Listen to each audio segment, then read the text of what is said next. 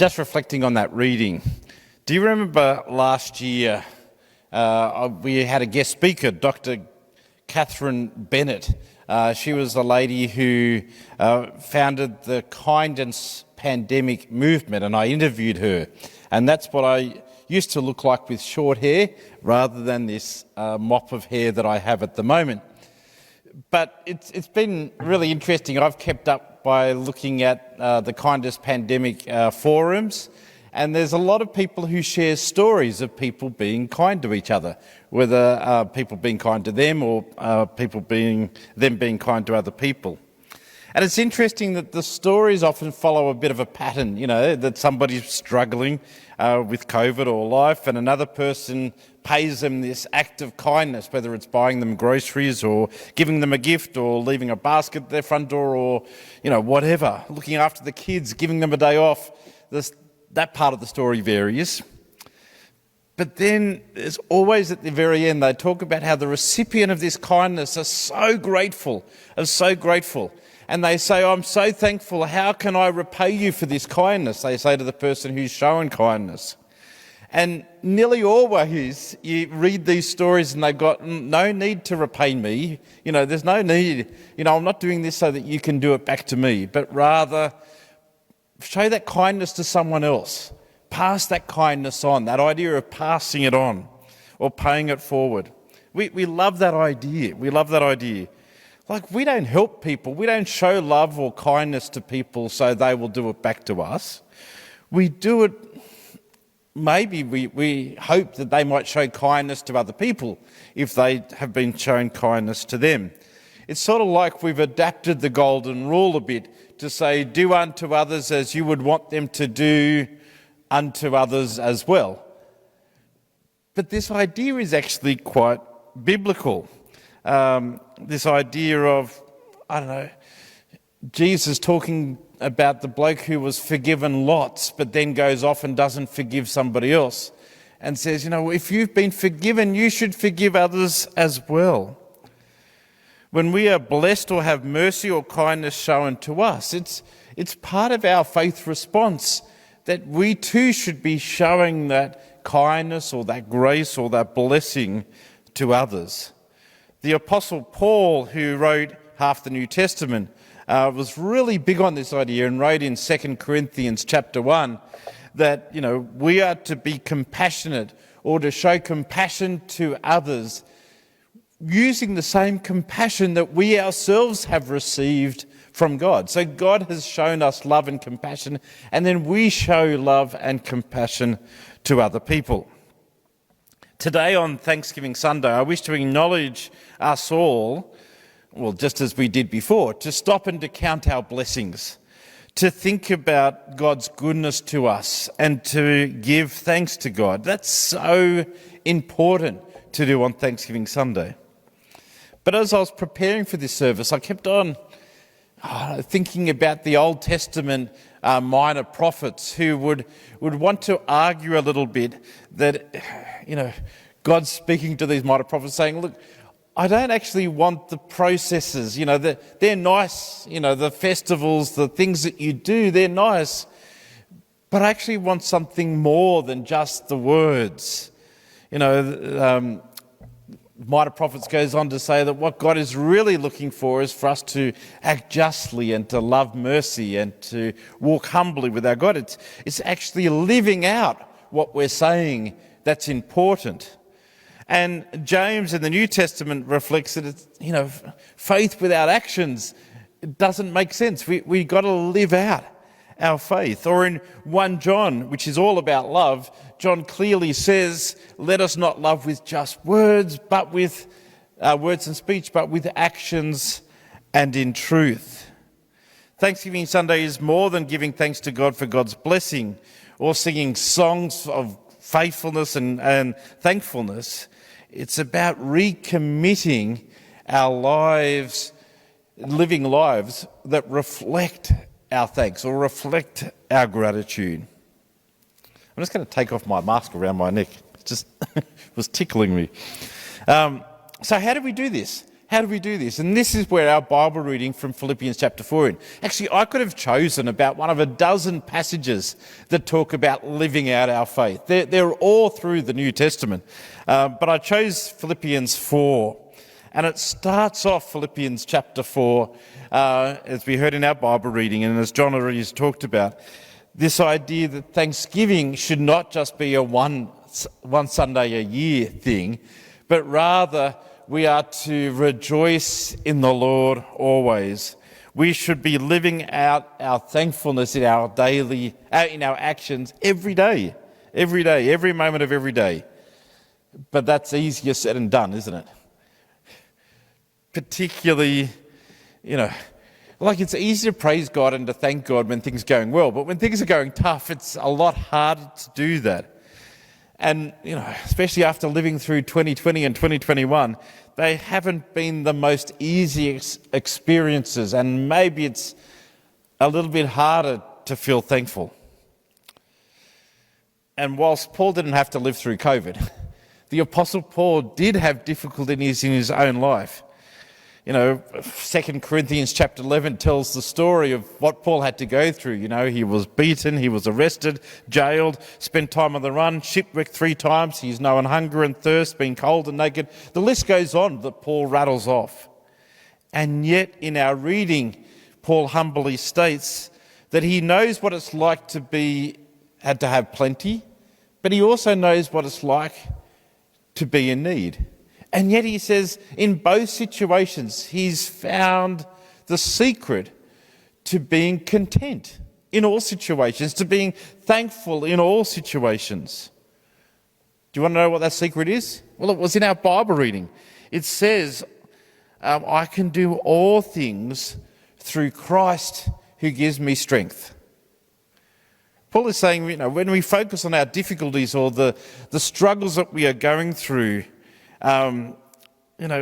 sometimes that can get us down. But when we look up and realise that our faith in Jesus is bigger than anything that we might be facing, that the blessing comes from Jesus walking with us and strengthening us whatever we are going through. That's the secret to finding contentment in all situations. I don't know about you, but I would say that my faith has certainly helped me in the last 18 months during these difficult COVID experiences that we've been through. And so that's a little bit of what Thanksgiving Sunday is about. Pausing in our busyness and our daily struggles to actually, to look up from what we are actually doing and to begin to look around and see the blessings of God around us. I also think that we can use this imagery of looking up and looking around as a way of understanding how we live out our thankfulness as well. Because if we look up for our own situation and start looking around, we begin to see in our own families, in our church, in our circle of friends, other people who are also doing it tough, and other people that could use help or some kindness or some love or some blessing. And so we begin to wonder, how can we share some of the goodness that has been shown to us, the kindness shown to us, the blessings that have been shown to us? How can we share that with the people around us?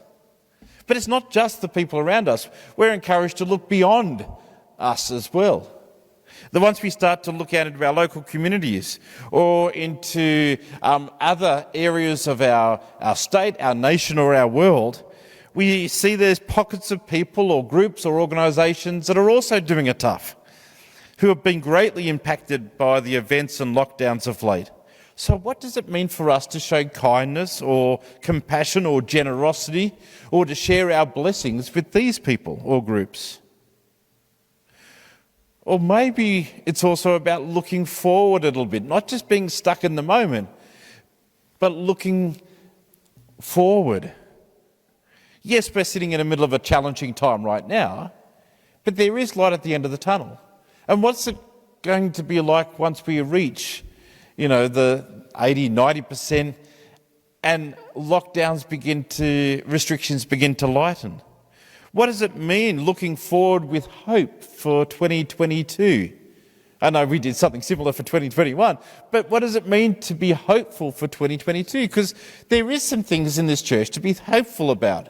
You know, Kevin is arriving at the beginning of next year. By the beginning of next year, we would hope that most of the groups will be reopened, that we will have opportunities to have some connection in person again. So what does it mean to look forward in hope? Paul in our reading was commending the church in Philippi for their concern and their generosity that they had shown. But I found verse 10 really interesting. It says, yes, you are concerned. Yes, you are generous people, but you're struggling to find an opportunity to show it. I don't think we have that problem. I think that we are in a point right now as a church and as a local community and even as a nation where there is lots of opportunities arising for us to show our thankfulness, to share the blessings that we have received with the people around us, to make a difference in our church, in our communities, in our nations. One of the key ways that we do this is through TUC anyway, is in the way that we offer ourselves and our talents in service to God and to service in others, not only here within the church, but also in community groups as well. You know, I think that we are a good example here at TUC of living, as John said, not just loving with words and speech, but with actions as well. We are so blessed by an amazing group of people, even during this COVID time, who invest deeply in our worship services, using their time and skill and energy on rosters and other things, helping people, serving, as I said, not only here at the church, but in other charities and organisations within our community, trying to make this world, our communities, better. And all I can say to people who are doing that is, well, thanks be to God. Thanks be to God. I need to just add at this point that there are two opportunities for serving in the life of the church at the moment that I would be remiss not mentioning at this point. The first one being the church management team that looks after the day-to-day runnings of the church. They've had a couple of really key members retire from that committee, and they're looking for some other people to come on board. As I said, it's a really important team within the life of the church, and if you are interested in being part of that team, the management team, then have a chat with myself or with Rob Day. I also need to say that Turramurra, which is the local childcare centre that comes under our umbrella here at Turramurra, they're looking for a treasurer to join their management board. And so if you're feeling that could be some way that you could be using your gifts as well, once again, talk to me. They're really keen to put a person on their board to fulfil that role. As I said, coming back to Thanksgiving Sunday, in response to God's goodness to us, and in response to that verse from Philippians to talk about, well, what's some opportunities for us to share the blessings that we have with other people, I would like to put forward an idea. I'm a bit behind in my slides here. We do thank everybody who's serving at the moment. But I want to put this idea of Thanksgiving offering. We did this a few years ago, 2019, and I'd like to do it again today. This idea of a Thanksgiving offering.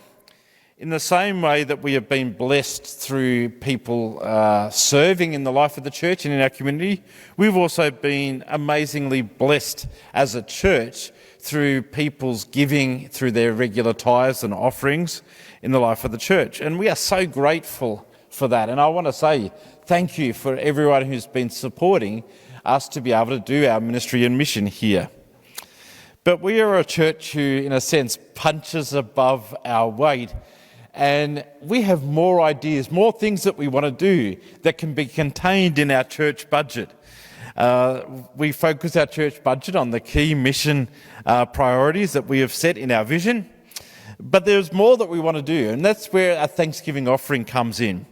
A Thanksgiving offering is a way that we can respond to God's blessings on us by sharing those blessings to make a real difference in the life not only of the church, but of people beyond our church as well. All these projects are focused to have a missional difference, so to make a difference in people's lives. They are projects that are not currently in our church budget and would only run if we are supported through Thanksgiving offering. But I want to say up front, there is no pressure or no obligation for people to participate in a Thanksgiving offering. That's the whole point of Thanksgiving offering. We do it in response to our thankfulness. There's no pressure to do it at all. So, I don't want to be like a salesman here, but I want to mention the 5 projects very briefly. You can find all the information on our website. If you go to there, you'll see the links to the Thanksgiving offering. I'll just quickly run through these 5 projects and the ways that you can support them or even participate in donating to them. They're all on our website. So very quickly, here are the 5 projects. The first one is to do with resourcing the reopening. We are aware that in the next few months we will be reopening our groups. But there's going to be a process of rebuilding. They're not just going to be able to go straight back to where they were pre-COVID. We found this in the middle of the 2 lockdowns. It was hard for the groups in that rebuilding process. And so we wanted to bless these groups in that process.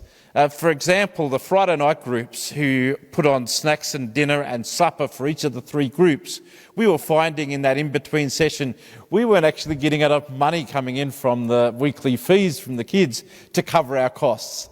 And to rather make the leaders worried about how we're going to cover costs, here's just a way that we can bless them and say to the leaders, don't worry about that, we've got this covered for the next little while. You focus on the connecting and the rebuilding of your groups. Or the resource cupboard, which lots of groups use, all the resources like the glue and the other stuff, that needs to be replenished at the moment. I tried to find blue tack this morning and I couldn't find any. And so it's that idea of being able to bless these groups in the reopening so they don't have to worry about the resources, but rather just focus on the rebuilding. That's project number 1. You might go, oh, I'd love to invest in that. The second one, which is possibly my favourite project of the whole thing, outside of COVID, one of the regular sights I see around this church complex is some of the more senior members of our church, but also of the people who rent our building, struggling to set up tables. I know the tables we have are light, the light plastic tables, but it still is a bit of an effort for some of our senior people to carry them around and then to, open the legs and then tip them up and set them all up.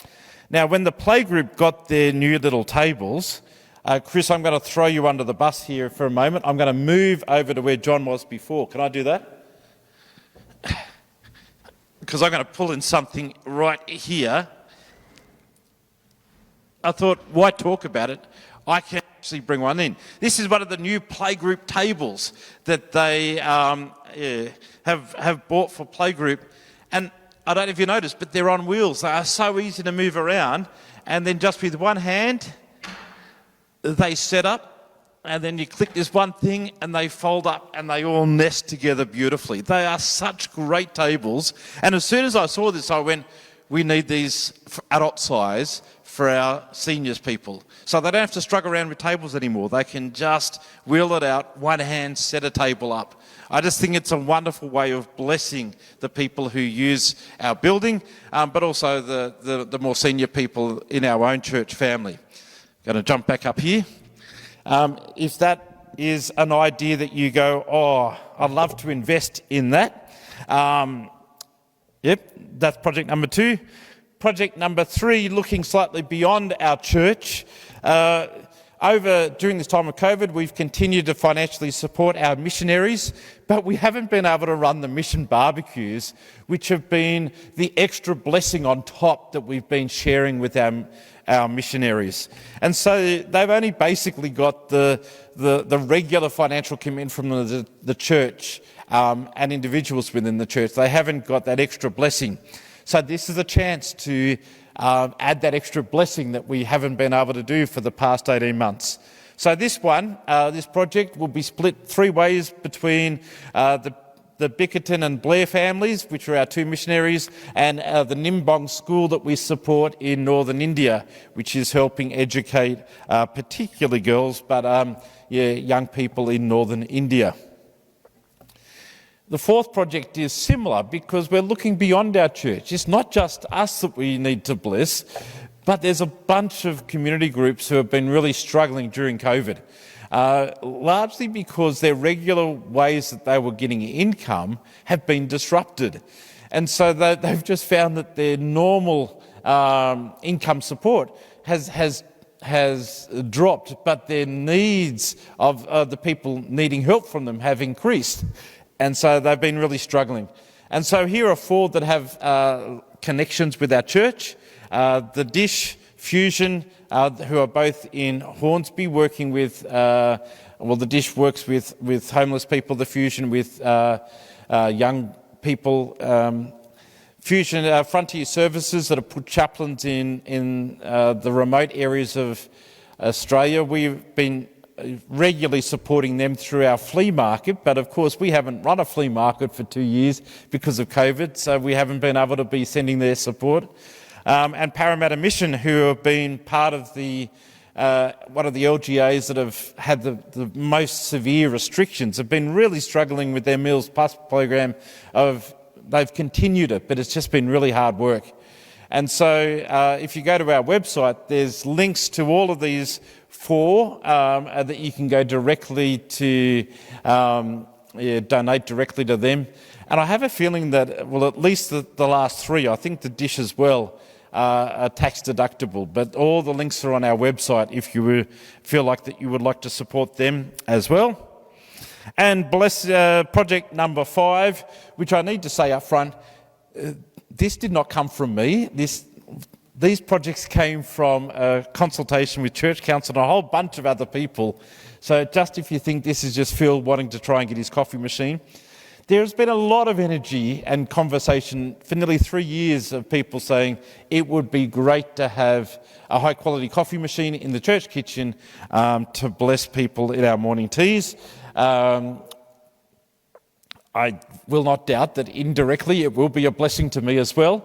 But if this is something that energises you as well, you might like to support this project. There is a bonus project if you go on the website. My son Matt has done a lot of work on setting up the Wi-Fi and network mesh throughout the building. Discovered that we've done too good of a job and is actually too big for the current network switch. Not a critical problem, but a really inconvenient problem. And if you wanted to help Matt solve that, that's the bonus project on our website as well. So there's the list of things. Is it a complete list? No, there's plenty of other ideas that could have got up. We had to limit it to 5. I also wanted to say that none of these are critically important projects. If they were critically important projects, they would be in our church budget. That's, we try and make everything in our church budget the stuff that we really, really need to be doing in terms of God's mission and vision. But these will make a big difference in the life of our church and of our communities. And that's why we're adding in the Thanksgiving offering. We would strongly encourage people to consider, this is just an opportunity for you to share the blessings that you've received with others. And so, I'd encourage you to have a look at the list and see if anything stirs within you. And if there is, there's details of how to be able to donate on our website. You can either do that through PayPal, or there are some offline options to donate.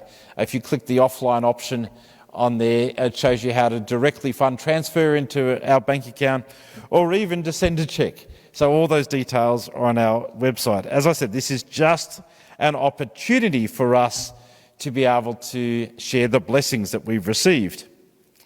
It's not about, we desperately need you to do this in terms of supporting me or supporting the church, because as Paul says in verse 18, we're not encouraging people to be generous for our own needs because God supplies all our needs. But rather we're encouraging people to be generous because this is part of what it means in our discipleship process. That we are generous because God was first generous to us. It's part of what it means to be a follower of Jesus. And so, going right back to that idea of passing it on, I think God is the ultimate example of this idea of passing it on. Because we have been blessed by God. And that's what we've been recognising at the beginning of the service. That God's goodness to us, even through these difficult years that we've had, God continues to be good and blesses us. But then we are encouraged to share that blessing with others as part of our discipleship, to share that blessing with others. And the point is that, as John says, we love because God first loved us. We're only doing this because God has already been generous to us. And the other truth is that God never stops being generous to us. That even when we share our blessings with others, God continues to show his goodness and blessings to us. It does not stop. So I encourage us all to recommit to living lives of gratitude in all that we do. Whether it's through the Thanksgiving offering or whatever other opportunities arise for you that God might open up for you. Let's be generous. Let's show our thanks for God's goodness in our life in the way that we share our blessings with those around us and beyond us. Amen.